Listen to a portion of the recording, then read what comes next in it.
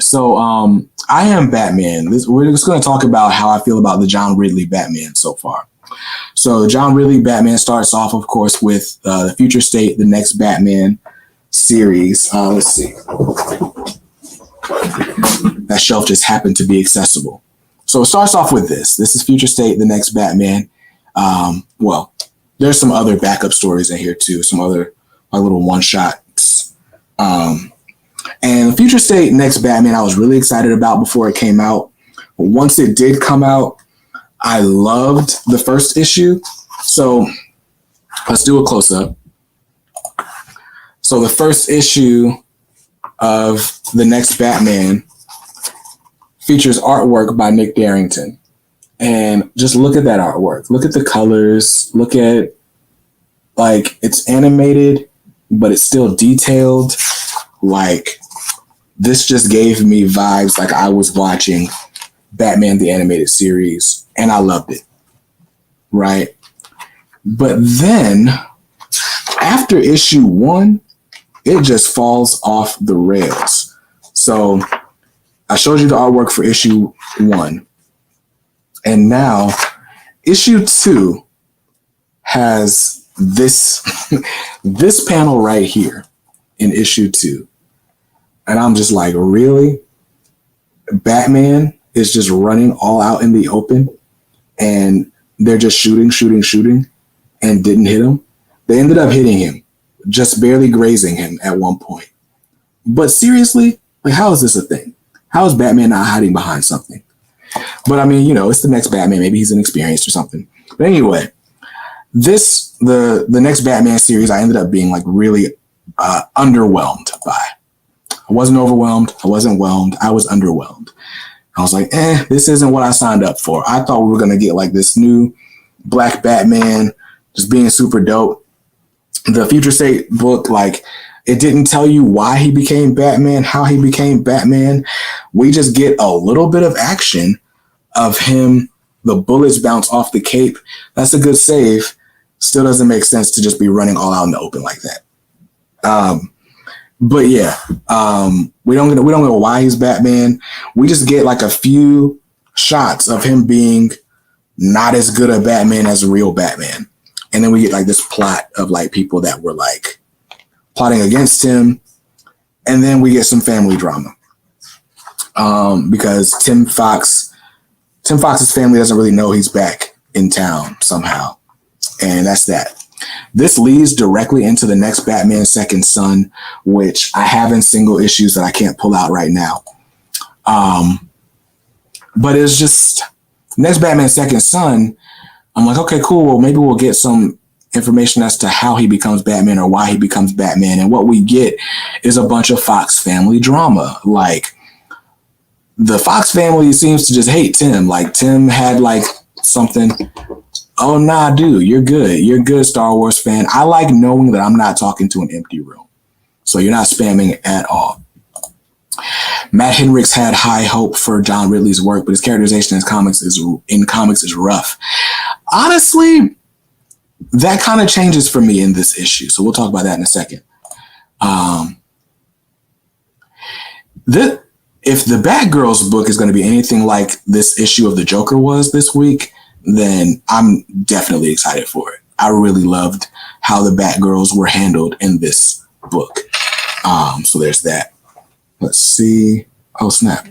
Yeah, so in Second Son, we kind of find out that Jace, or Tim Fox, who just really, really wants to be called Jace for some reason, really wants to redeem himself from this mistake in the past. Like, I don't want to spoil what the mistake was. If you've read Donny Cates' Venom, it's very similar to that. I'll leave it at that. But he makes this mistake, and he's really trying to, like, first he's running from it, and so his family's some of his family's like, yo, you're running from your problems, you made it worse for us, blah, blah, blah, and so on. So anyway, Jace has something to prove to his family and to himself. I'll answer that in a second too. So anyway, getting us up to speed into I Am Batman. Jace is soul searching, trying to figure out how he can matter, how he can do something that's meaningful, stumbles upon the Batman armor. Cool.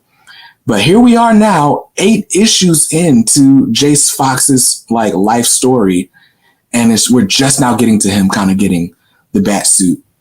And we still don't know what the word Jace means. I guess I could look it up elsewhere, but they should tell me in the comic if they're going to insist that he wants to be called Jason, that it's so meaningful to him. That's a whole different thing. But, I Am Batman #1, they could have skipped the whole Second Son miniseries and just started with this. I'd have been like, that's dope. Like, they could have given me I Am Batman issue 0 and then I Am Batman issue 1, and we could have filled in the other Fox family drama in the pages of these books, and it would have been a whole different thing. I loved this issue. I really, really did. Second Son and the main Batman book were not kind at all to Renee Montoya for some reason. Yeah, I don't know. I don't know why they like all of a sudden Renee Montoya is just a by the book lady, like who doesn't care. But whatever. Man does really run his groove on that first issue. Oh yeah, I Am Batman #1. This has redeemed the John Ridley Batman saga for me. Like, if this continues the way it does, and there's no like issue 1 of whatever on this cover, which means this is an ongoing, and I would buy this series in addition to the main Batman series. So this I Am Batman #1 takes place, we're led to believe it takes place immediately after issue 0. In issue 0, he finds the suit, or maybe it doesn't, or maybe this doesn't take place right after. So I'm trying not to. You're surprised I'm doing this instead of the 50% off Ultimate Comic Show. Don't be surprised, sir. Don't be surprised. I had this planned well in advance. And I don't need to spend any more money. I bought a big Batman print on the live show last night. So I've hit my limit for the week, no matter how inexpensive things are. So there's that. But yeah, I Am Batman issue 1. There's one thing that's got me confused. In this issue, Tim Fox references Batman having been dead or gone or disappeared or whatever for 6 years. But we know from solicitations that I Am Batman is supposed to tie in directly to Fear State. So I'm like, I don't know if that was just editorial, just didn't catch that. But I'm like, where the heck was Bruce Wayne for 6 years? I think that part was not supposed to be there. I think that was a detail that would have been in this book had it happened during Future State. And, editorial just missed it when it was time to put the issue out. But without spoiling this book, what I will say is in this issue, we get a better understanding of what makes Tim Fox Batman different than Bruce Wayne Batman. And interestingly enough, what's funny about it is this Batman, Tim Fox as Batman, wants to give people hope.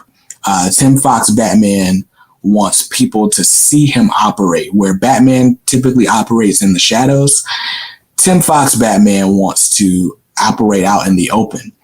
It's interesting because when I read it, it made me feel like, oh, so this would be like if Dick Grayson became Batman. Like, but maybe not. Because Dick Grayson in Nightwing has made the argument that you could do more without being your secret identity. You should be able to do more as a philanthropist or whatever. You don't have to get your hands dirty, so on, or as much or whatever. Right. With Tim Fox, has like a street edge to him. He's gotten martial arts training elsewhere. And now he wants to prove it on the ground. So he's like a Batman of the people.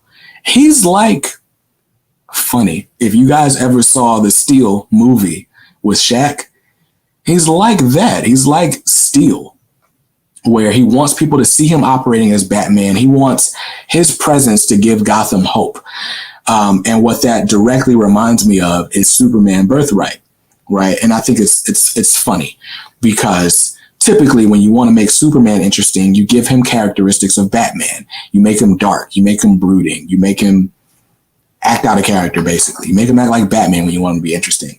So the fact that what I love about this book is that this new Batman is now acting like, or now has some of the same motivations that Superman has, right? I want people to have hope when they see me. I want them to see me doing good so that they know, like, and they're inspired to do good as well.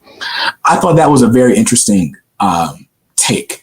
And because of this characterization of Tim Fox, I'm like, okay, I'm in. I now know why you want to be Batman so bad. You didn't create some other identity. And I know why you're operating the way you do. I know why you're on a motorcycle. I know why you don't have gadgets in your tool belt. Like, I know a lot of stuff now. So this book really saved John Ridley's Batman saga for me, and I'm really excited for issue 2.